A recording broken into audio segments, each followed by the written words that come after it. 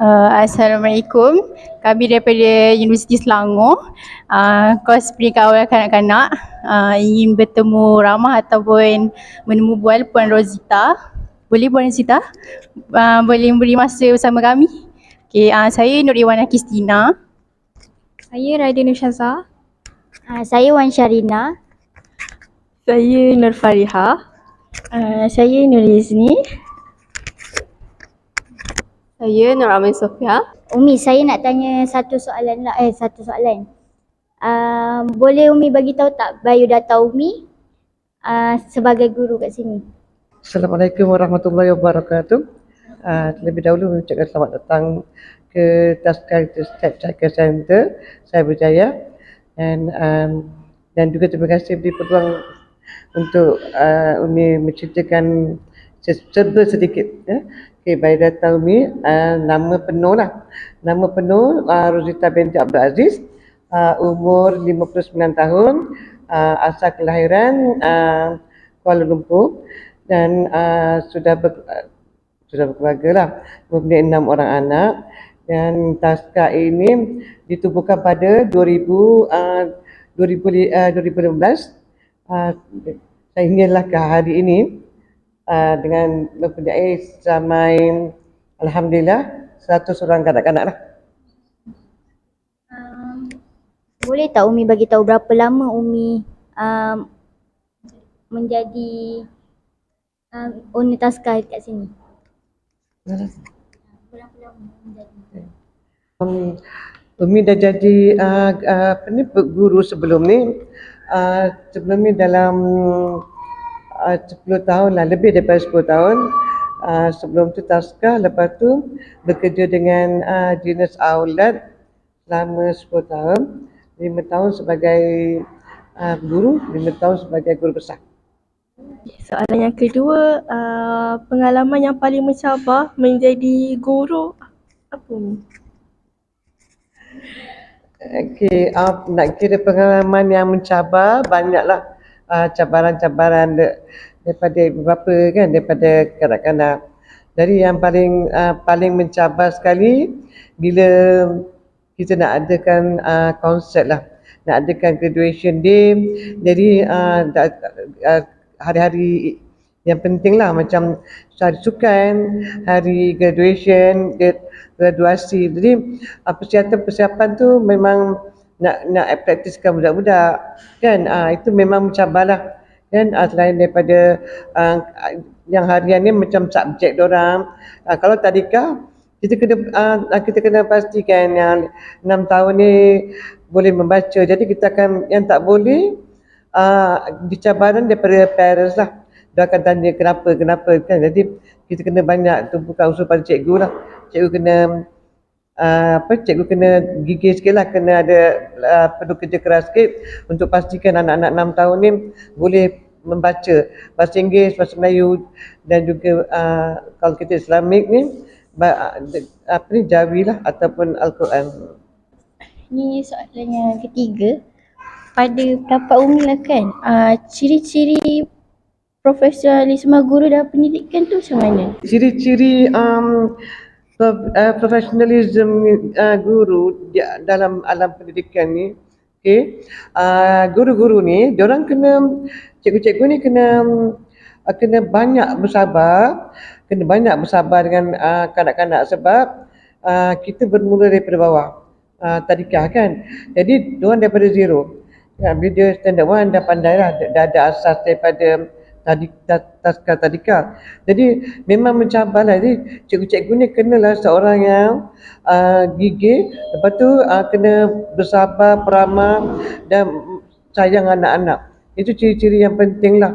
Paling penting cikgu yang bersabar, banyak sangat bersabar kanak-kanak. Sebab kanak-kanak itu tak sama, sebab ada yang aktif, ada yang tak boleh nak tangkap apa yang kita ajar kan.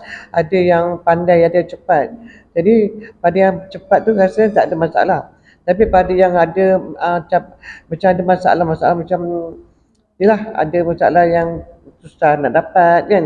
Jadi cikgu-cikgu ni memang kena kuat lah, kena bersabar banyak dan kena belajar banyak ilmu-ilmu kanak-kanak kan, kena banyak tahu pasal kanak-kanak, kena banyak tahu contoh sifat dia sebagai dia yang lemah, macam mana cara nak tarik budak yang lemah ni, macam mana nak ajar, dia kena ada banyak ilmu lah.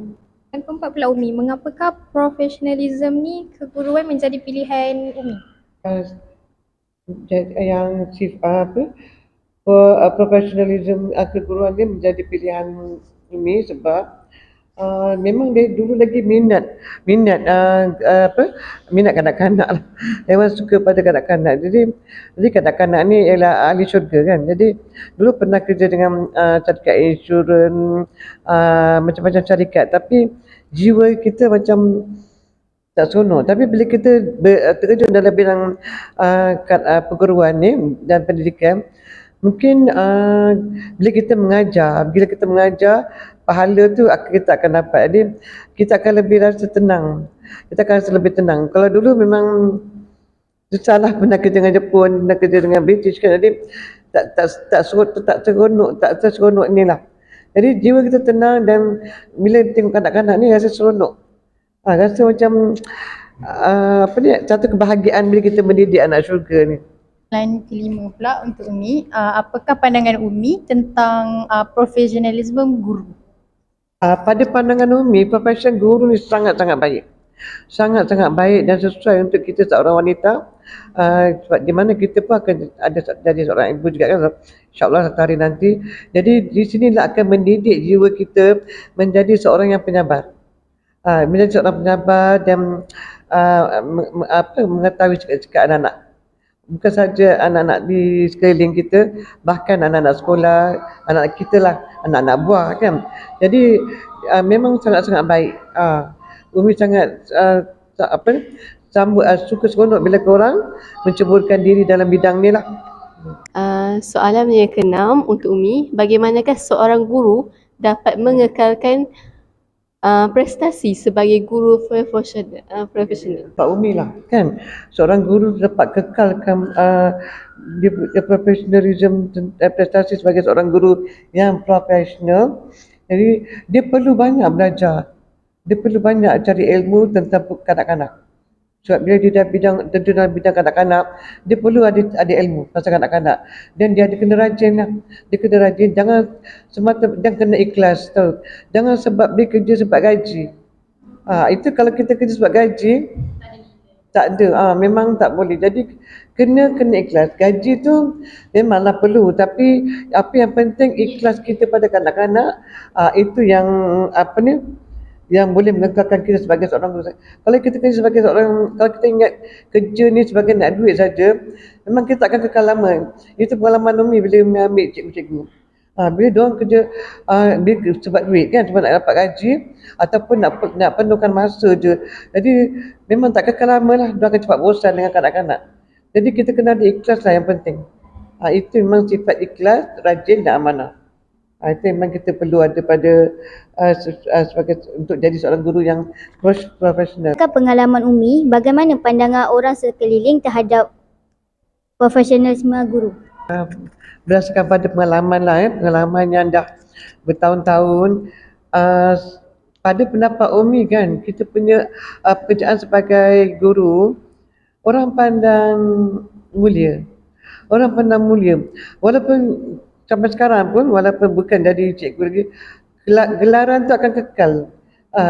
Orang akan panggil cikgu sampai bila-bila, walaupun balik kampung ke mana-mana. Jadi kita pun gelaran cikgu tu macam seronok sebab kita pun akan jadi cikgu kat rumah kan. Jadi gelaran cikgu tu pada Umi tak boleh nak kata kebanggaan, tapi satu kepuasan bagi diri Umi lah. Bila orang sekeliling gelar, tak ada takat ni, alhamdulillah tak ada yang semua bersangka baik, takaan baik daripada orang sekeliling lah. Diorang memandang tinggi lah pekerjaan guru ni. Jadi kau jangan risau. Dan seterusnya, sebagai seorang guru, bagaimanakah cikgu hilangkan stres atau kata lain healing lah lepas stres dengan kerja? Okey. Okey, sebagai seorang guru memang ada stres kan. Tapi sebab macam tadilah yang bila kita kata bila kita dah ambil tugasan tu sebagai ikhlas kan. Jadi bila stres tu yang kita menyanyi dengan budak-budak, kita yalah walaupun dah umur kita menari, kita bercakap dengan orang. Kita bercakap dengan orang. Jadi perasaan tu akan hilang walaupun kita setakat ni tak ada stres lah. Stres pun sekejap lah bila biasalah manusia mana yang tak ada stres kan. Tapi akan hilang mungkin satu keajaiban yang Allah bagi. Bila kita stres cepat hilang. Jadi kita akan terbawa-bawa sampai kat rumah. Tapi kalau kita dulu kita akan terbawa-bawa sampai kalau kerja. Tapi alhamdulillah setiap menceburkan diri dalam bidang cikgu ni kan, tak ada terbawa kat rumah.